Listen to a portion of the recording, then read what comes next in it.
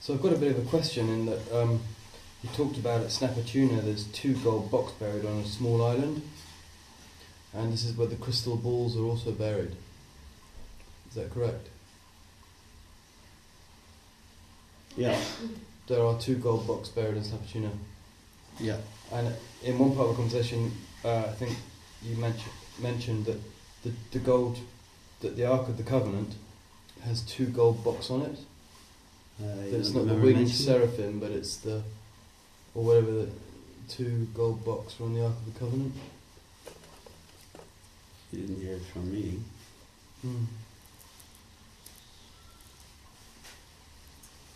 I can tell you about these 2 golden Bocks that are buried in Snappertuna. Yeah.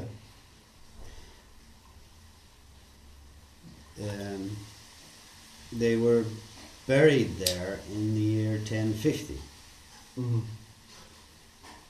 Because in the year 1050, the Pope in Rome has been sending one bishop from Sweden together with one Swiss mercenary army, Helvetia army, and together with the King of Sweden. What's Helvetia? What's Vetia mean? Vetia, I don't know. To Sweden to destroy the last of these heathen cultures. This was the last of the Crusades in the north. Yeah? Mm-hmm. They were stamping out all of this old pagan culture all over Europe. And the last of them were sandwiched here in Finland between the Greek Orthodox system to the east, which Russia adopted in the year 987. Sweden still continued for a short period after that with a heathendom system, but 1008 they had also to get down on the knee to the Pope in Rome. So they became Christian, adopted Christianity in the year 1008, which left only Finland squeezed in between 2 enormous writing systems. Because the information is coming out from the Pope in Rome and from the Sultan actually in Istanbul through the churches. And this letter is then read out to the people in their parish church every Sunday. So 2 writing system, we didn't have that before. It's left only Finland in between the 2. In 1050, in 987, when Russia became Greek Orthodox, these Asar inside Udenma decided to close the entrance to the Lemminkainen temple, which they blocked up very nicely for us to try now to unblock many years after, 1,000 years after. Anyway, they blocked it all up in the year 987. So the temple was closed. In the year 1050 arrived this mercenary army to kill everybody they could find. They cut down all the oak trees and destroyed everything from the old, mostly wooden heathen culture. Burned the whole place to one desert. And whatever gold they could get their hands on, they've been taken back with them to Switzerland. Before they arrive, the Pirouette family have 3 golden statues of Bock, goats. According to the saga, they should weigh 288 kilos gold each. And they used to use them for processions and put them on wagons that would be pulled by 8 live Bocks. These live Bocks, that's it. It's one other story there with the seal specks or one other detail. these three golden statues would be pulled around in processions. So before they run away to the north, to get away from this invading army, two of these golden bocks, they have been burying in a place called Snap Tuna, which is very close to Rasapori Castle, and also very close to where the Yggdrasil or the ash tree in Tuna is situated. And they went onto one small island that they buried nowadays two golden statues together with three crystal balls. Filled it up and planted 3 oak trees to mark the place. And then run up to Lapland, taking the third of these golden statues with them. Yeah? Yep. This was 1050. The crystal balls were made from quartz. That when the lightning is striking the granite, it's creating quartz. And inside this quartz, sometimes you can find one thing that in root they call prisma. Prisma. So they could take this quartz and carve one ball around where the prisma become the center of the ball. And inside one small dark room with one domed ceiling and the light from one candle, this prisma, this crystal would tell about the light, and apparently, according to the stories, give you one map of the sky in the constellations, or the stars of the sky, which they must have needed up here in the north, at least during paradise time. Because in paradise time, Udenma, the very top of the planet, when the axis north and south pole were perpendicular to the sun, they had 24-hour sunshine. The sun was going around in a golden ring around Uden, the sun land, Udenma. So no night sky to read the stars. So they needed these crystal balls in order to make their astrology. Astrology. That was the function. That's what the need for these crystal balls. It'll be nice to see them and what they can actually do. Any idea on the dimensions of them? What size they were? No. I can imagine like classical crystal balls that the gypsies are looking into. It must be something similar. Right. And what about the golden box? In the 19th, sorry, just to finish, these 3 oak trees have been looked after by Bock family for many years, and they had one system where if one old oak tree is now getting old and you see that it's reaching the end of its life, they had a system called puri, which means to cut down the old tree to one stubbe and hollow out the stubbe. Then you put in some earth and plant a cutting that you'd been taking from the original tree and bringing on so that it has small roots. So now you could plant the same tree, a cutting from the same tree, into the stubbe, like a big flower pot, and eventually the roots of this small sapling would grow back into the original roots of the system, the same place. That sounds amazing. And over and over again, coppicing it's called, I think, in English. But they replant.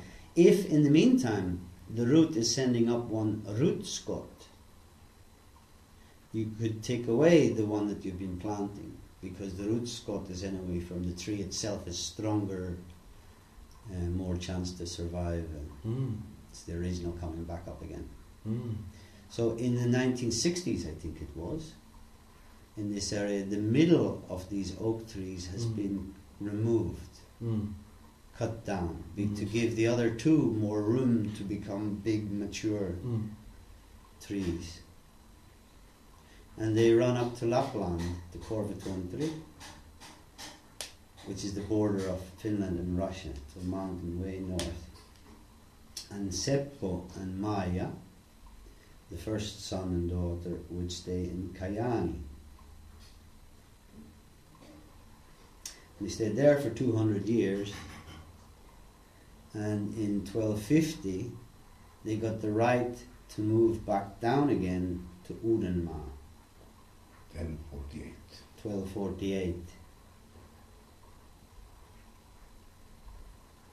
Without going into too much detail, so before they came down, this third of these golden statues, together with the regalia of the last king and queen of Finland, were put inside one big lead box. And this lead box was put to the bottom of one sap well that was in the middle of the courtyard of the most northern king castle, smallest and most northern king castle on the planet, which is known as Kajaani Linna, Kajaani Castle, Karjalapuri. And they buried this they put into the well and then covered the whole of the courtyard up. So you would never even know a well had been existing there. In the middle of the courtyard of the castle that's sitting on a small river island in the middle of the river. There's a little bridge coming from one side. You go through the courtyard, take the water from the well, and pass on over the other side. This was completely filled up, statue put there, inside a big lead box, about 4 meters below the ground. And the family came back down to live in Uudenmaa, where they'd been staying before, but now they had to live like good Catholics and not talk about these funny heathen stories anymore. They had to get married like everybody else. And they got one new system of making children. No longer had you these 12 sons and 7 daughters. You had to get married to one lady and have all the children from the same lady. It was a new breeding system that they introduced with their writing system. Wow. Excellent. Under the Catholic time, it was the alderman and alder women of the village that chose those boys and girls who should get married to each other. It wasn't even the parents or grandparents who were deciding such a thing. Completely outside of the family, it's the aldermen and alderwomen of the villages that would choose which boy and which girl are getting married together. And that was from Catholic times on, from 1250 on? Or from 1050 on? From Catholic, from when each country became Catholic, up until Gustav Vasa here, who kicked out the Pope in 1527.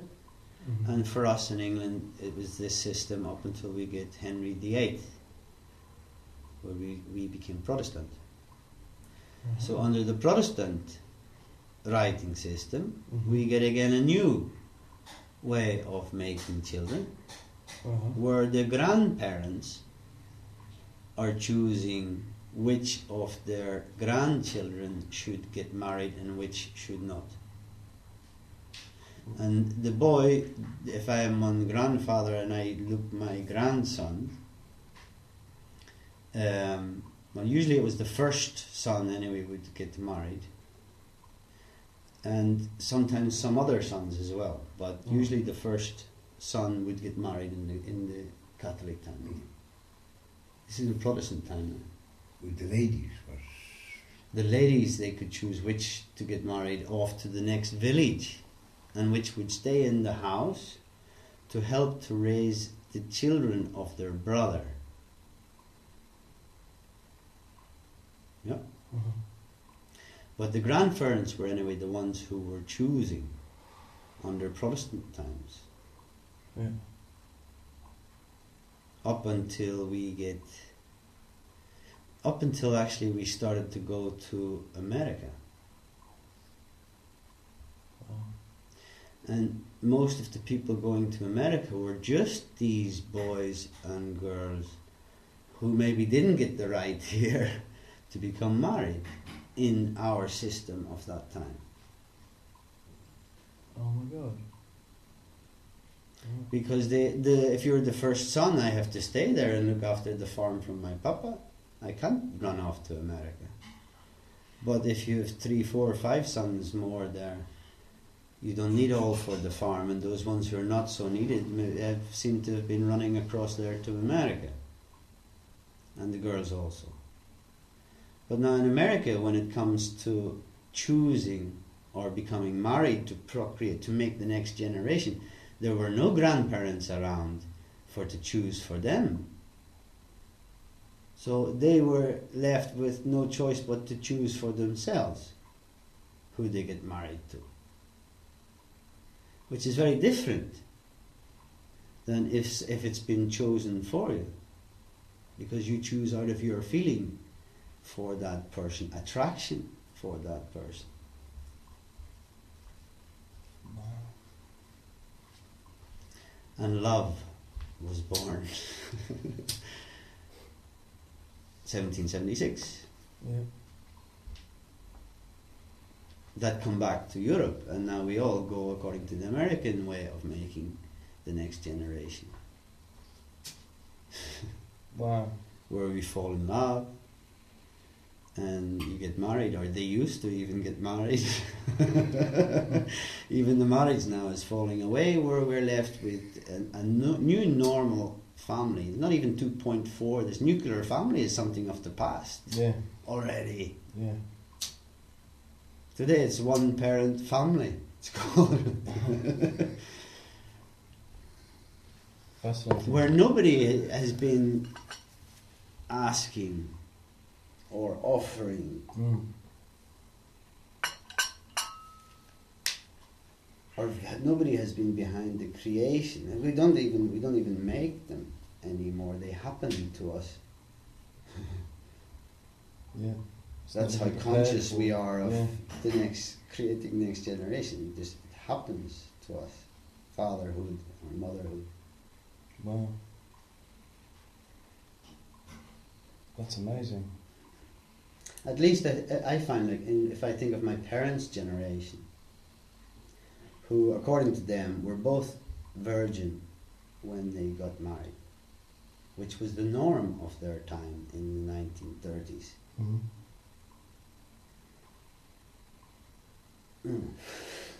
Lost it. Yes, in those days they had the man, my father for instance, he met my mother, and he wanted to even take her out one evening. But he has the norm of that time was that he has to go and ask my grandfather or my mother's father for permission if he can take his daughter out and bring her safely back before 10 o'clock. That was normal, for everybody was doing like this. Mm. And if he gave permission was already that it must be that the old grandfather is thinking that it's not a bad catch, maybe he could make one couple from this. It gives him a chance to get used to the idea and think of the idea, do I now want to become a grandfather? Because at the moment he's only father with children. Children are growing up, and now they meet the next, they fall in love or they want to get married. So now the generation before is that up to that time holding the title of father. But grandfather is also one role for one small child. very important role for one small child growing up with grandfather and grandmother around also, who are giving different input to that child than a father and mother's role would do. So when he accepts and saying, yes, that you can have the hand of my daughter in marriage, he is at the same time saying that he is ready also to support what products come out from that union, the next generation. He's behind them. They belong to his family. They have his blessing. But when we stop to ask permission from our parents for the hand of their daughter, we're not asking them at all if they are ready for the next generation, and will they help, and will they look after it, and do they belong. And we just tell them, hey, you're becoming grandfather now, like it or not. That is resulted where we don't even ask anymore, and we end up with this one mother with her one child who has no brothers and sisters. And doesn't really belong in the same way if you compare it to these 22,224 people it took to make one child before. All behind the creation of one child, who are there to support it through its life also. Wow, that is. But you can see how our information system has been changing. Also, our procreation systems have been changing.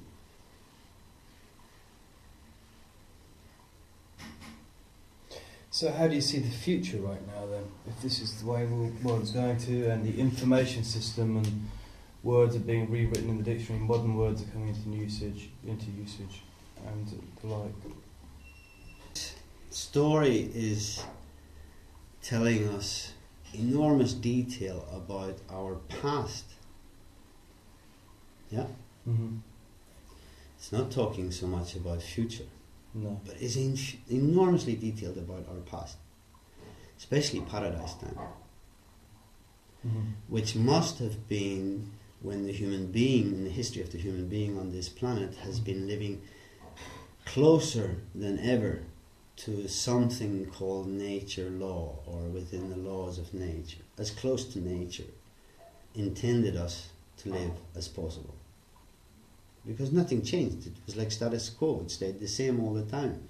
The more status quo in one system, I think the more stable it is. Must have been the closer to nature it must have been, because it's been lasting longer. If you look all our different systems up to today, they're getting shorter and shorter and shorter, until some new revolution and change again, and a new system and change again. And now we're in a time where change is faster than it's ever been before. So we are more far away from any kind of utopian society, because if you have a utopian society, it is one that doesn't need to change anymore because it's already perfect.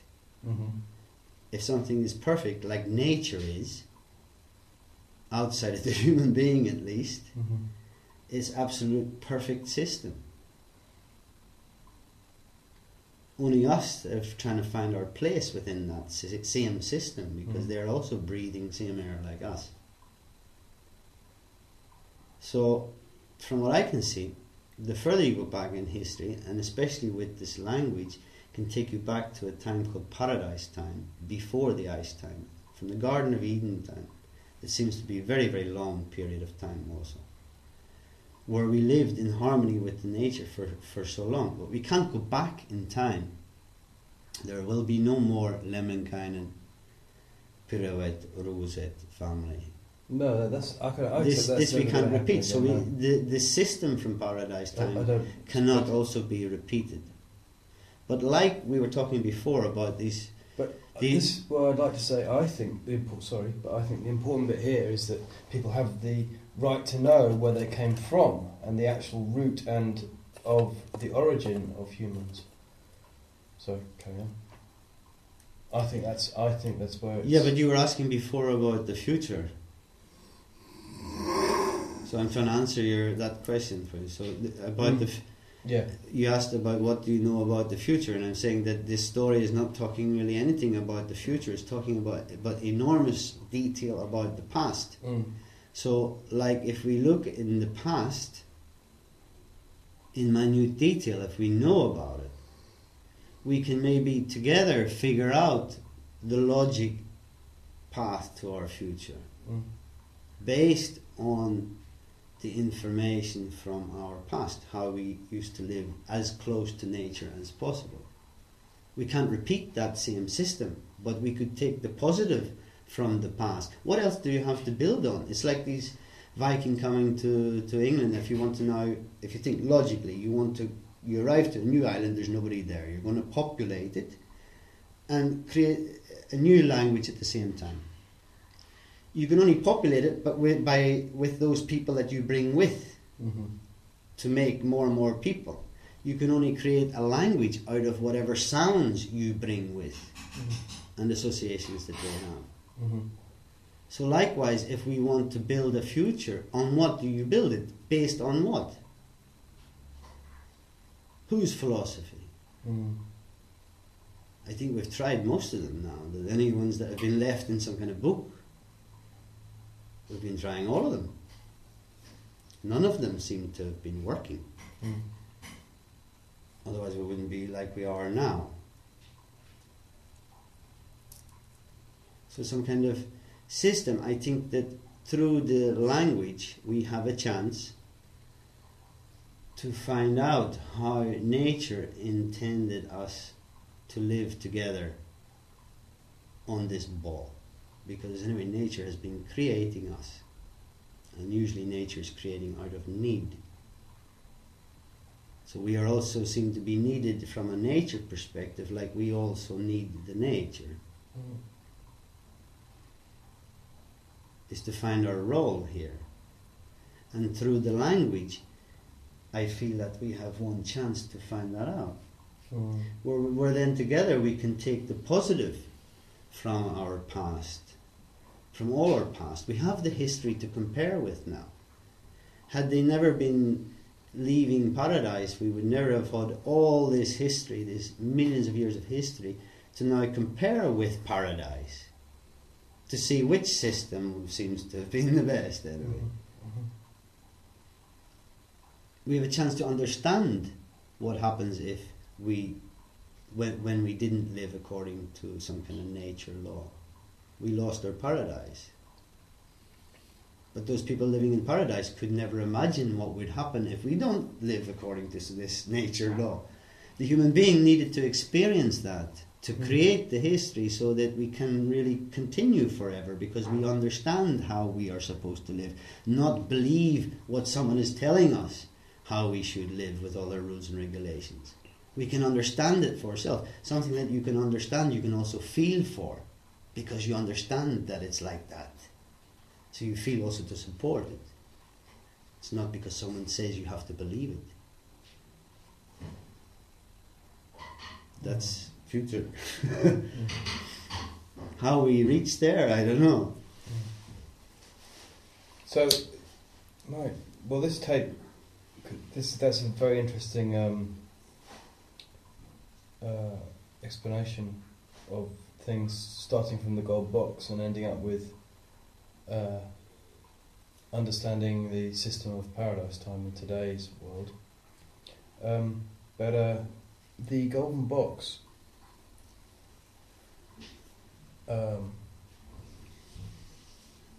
in Snapper Tuna, do the church know that they're there, which is why they own the island and won't let them be dug up? Why won't they let them be dug up? Church story. 1987 I came here first time. We didn't know about this temple at this stage. All I had been hearing about before in Goa when I met Eeyore was that his family had been burying a couple of golden statues of goats.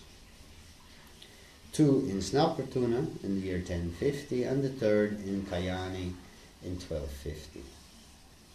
I thought, great, first story I ever came across, a creation story that also offers material proof, doesn't just ask you to believe it or not. You can also physically prove this story, not just through the language, but as well as with the language there was material proof.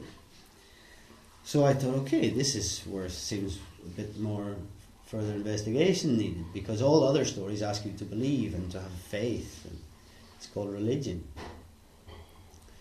So I came here, and I thought, great, we come here, we dig up these books, and there we go. Wasn't quite like that, because first of all, where these two oak trees, the remaining oak trees, are situated is in one place called Offerlund, which translated means offering grove. Yeah? Mm-hmm. On an island called Digere. On one island called Digere. It was also one island at this time. Yes. It's on Litchfield today, it's an enormous island. Yes, but the Offerlund itself, It's on the island. is it an island on the island? No, it's an island called Digere, and one part of this Digere has one shore, and it's docked to the shore is the Offerlund. There you go. Called Offerlund. That's a forest on the island. It's one little grove of trees on one island Called Digerö. next to the shore, called Offerlund, on an island called Digerö. Ö means island. Digerö. Diger Island. I went to get permission, only just to get permission to use a metal detecting machine there in 1987. I rang to the church because I knew that his family had been donating this Offerlund to the local Snappertuna church Mm-hmm. in the 1930s. Now, he was born 1942. So before he was born in the 1930s, some of the members of his family, before moving away, had been donating this small Offerlund to the church because they knew the church would look after it. So I thought, okay, I ring to the church there and find out a little bit more. And on that telephone call with the priest in Snappertuna, I find out that it has been already mentioned in their church book from the 1930s also. One golden statue. Mm-hmm. It's even got some kind of mention in their church book of that little church. This is before he was born, so it was the first piece of physical evidence that, for myself personally, Mm-hmm. that I'd been finding outside of what he has been telling to me. Right. He tells that his family have been burying two golden statues in one place called Snappertuna in the year 1050. You have to believe him or not. Uh-huh. Yeah. So now I find out in the 1930s it's already mentioned in one local church book from this area that I know has been. So the statue is already known by the local people, or the legend of it, from before he was born. It's even mentioned in the church book. Right. So it cannot be, for me personally, it cannot be some kind of fantasy of Bock, Yeah. because it's also mentioned in one church book, and the local people there have been hearing about it. Yeah. Personally, it was like the first little piece of thing outside of him, evidence that maybe he's not making all this crazy story up. 1987. So I called to the priest Yeah. and asked him for permission to come with a metal detecting machine. Mm-hmm. Not digging or anything, just metal detecting machine to check over this Offerlund. The priest said, well, I think that to give you permission for that, you would need to contact the Bishop of Finland. A Mr.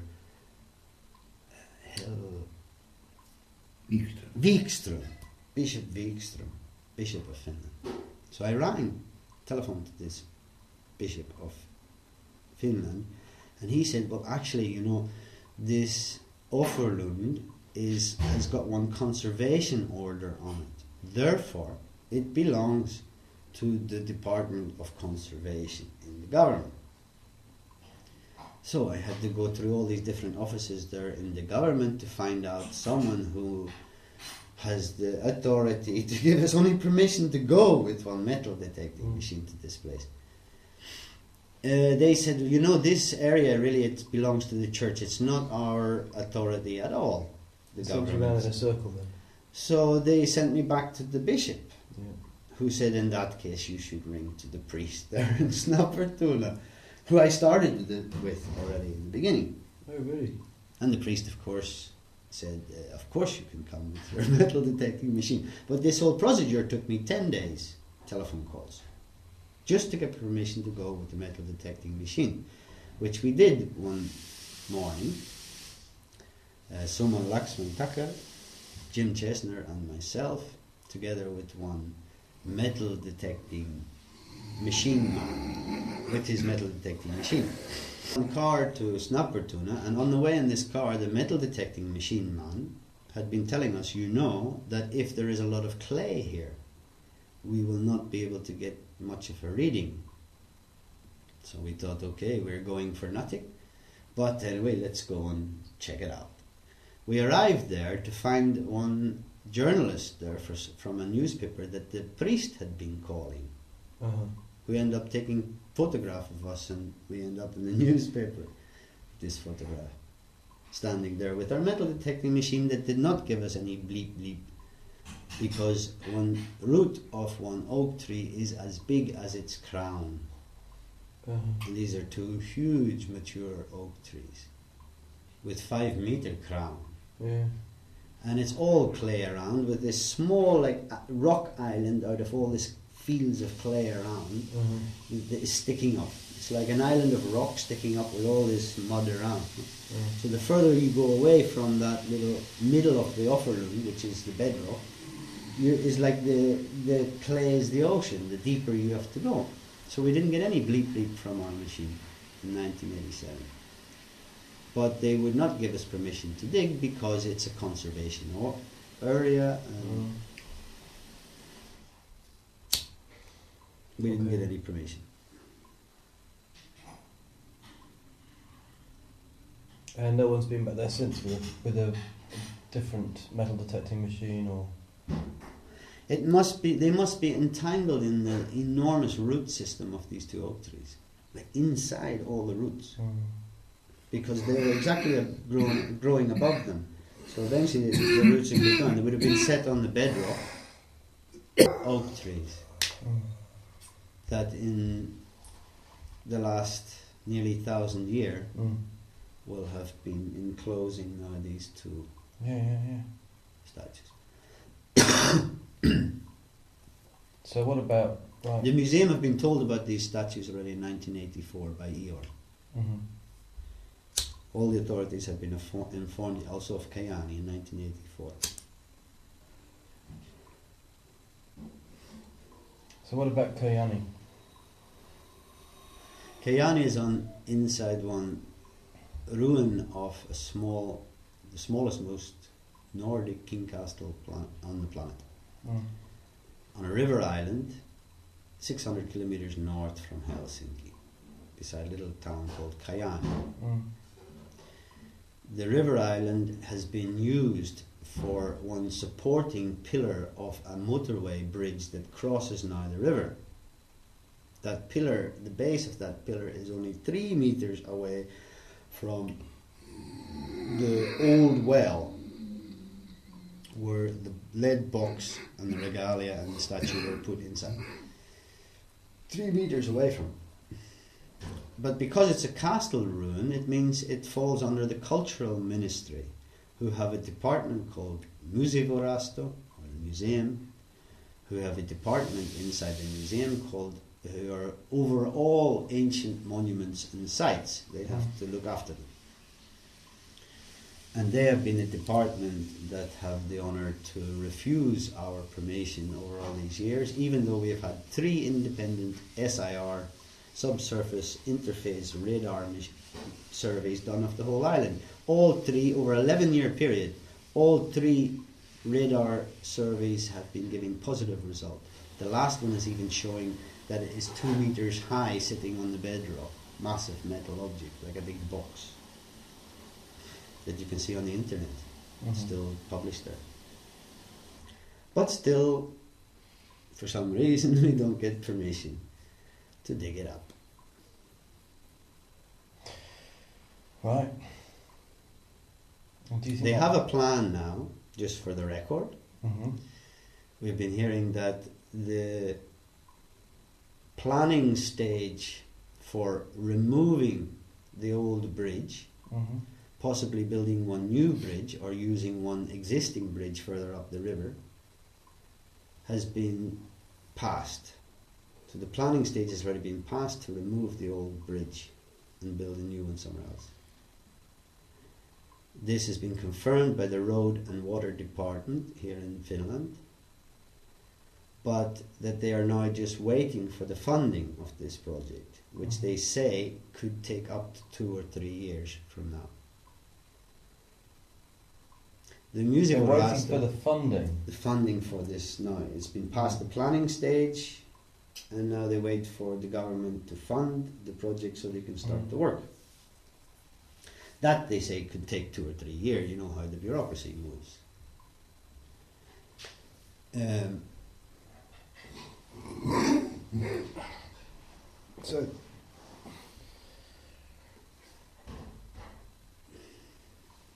So the townspeople of Kajaani know this Bock is there, and they're keen to have it there.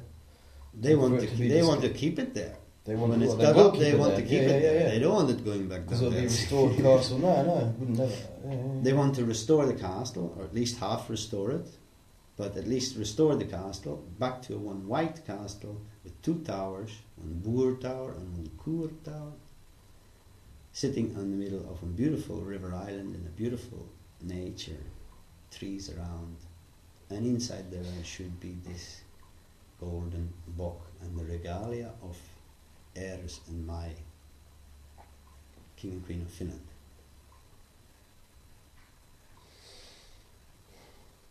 Wow.